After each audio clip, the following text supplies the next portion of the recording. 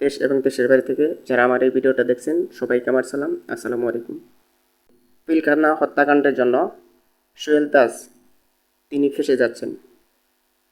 আজকে তিনি মুখ খুলেছেন, তিনি বলতেছে যে সুষ্ঠু তদন্ত হওয়া দরকার পিলখানা হত্যা নিয়ে।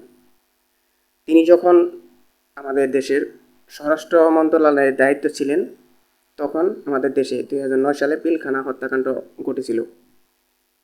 তিনি একমাত্র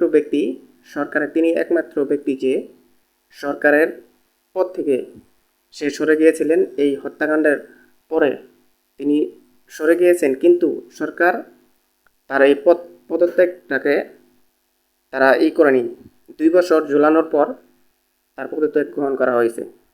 তিনি দেশে ছিলেন না, দেশের বাইরে চলে গেছিলেন। সে রাজনীতিতে এখন আর নেই। সে এখন আমাদের দেশে এই গণ অভ্যুত্থানের পরে সে আবার তার এই ছাত্রদের পাশে ছিল। তিনি সে কথা বলেছে, এখন সে মুখ খুলেছে এই পিলখানা হত্যা নিয়ে। আমাদের যে বিডিআর হত্যা হয়েছিল এই পিলখানা হত্যা নিয়ে সে মুখ খুলেছে।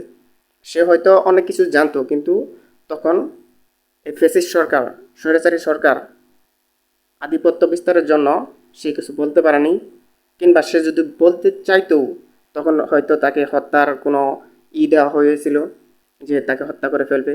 এরকম কোনো হুমকি দেওয়ার কারণে সে বলতে পারেনি। কিন্তু সে এখন এসে বলতেছে যে এটার জন্য সুষ্ঠু তদন্ত হওয়া দরকার। সে নিজে স্টেটমেন্ট দিতেছে। তো আশা করি সে যদি জড়িত থাকে তারও বিচার হোক, কিংবা সুষ্ঠু তদন্তের পর যদি সে জড়িত না থাকে, সে তো প্রত্যক্ষ দোষী। সে অবশ্যই তার যে সে বলেছে যে সুষ্ঠু তদন্ত হওয়া দরকার। সুষ্ঠু তদন্ত হলে সেই আমাদের জন্য সবচেয়ে কার্যকর ব্যক্তি হবে, যে সব কিছু জানে, সত্যটা কি সে বলতে পারবে।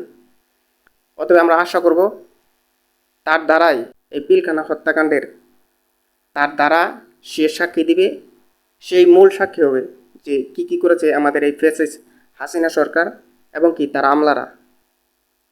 আশা করি তাকে নিয়ে আমরা বিভ্রান্তি ছড়াবো না। তার কাছ থেকেই আমরা সত্যটা জানতে চাই এবং কি সুষ্ঠু তদন্ত করে এই হত্যাকাণ্ডের বিচার চাই। এবং কি এই 2013 সালে যে আমাদের হেফাজত ইসলামের উপর যে হত্যাকাণ্ড চালানো হয়েছে এটারও বিচার চাই। এবং কি এই 24 সালে আবু সাইদ থেকে শুরু করে মুগ্ধ যতগুলো হত্যাকাণ্ড হয়েছে সব কিছুর আমরা বিচার চাই। সব কিছুর বিচার হতে হবে। এবং কি যারা যারা আমাদের টাকাগুলো লুণ্ঠন করেছে এই টাকাগুলো আমাদের দেশে আনার জন্য ব্যবস্থা করতে হবে। আমাদের বাংলাদেশিদের এই আশায়, এই প্রত্যাশায়। তো সকলে ভালো থাকবেন।